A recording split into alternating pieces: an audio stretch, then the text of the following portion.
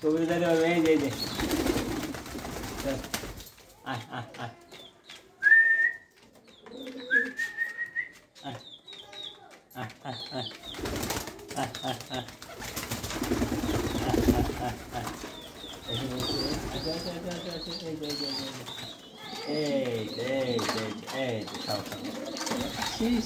দিল তারাই